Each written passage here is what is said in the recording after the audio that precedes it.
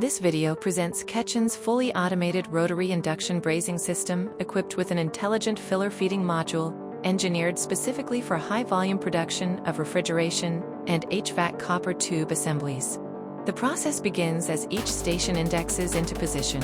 The induction coil delivers controlled, localized heating, raising the joint to the exact activation temperature required for capillary-driven brazing.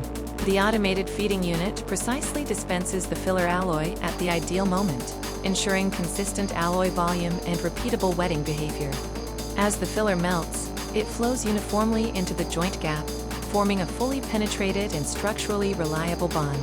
Once cooled, every braze joint exhibits a bright, smooth, and fully filled appearance, a result of accurate thermal profiling, closed-loop temperature control, and mechanical repeatability built into the system.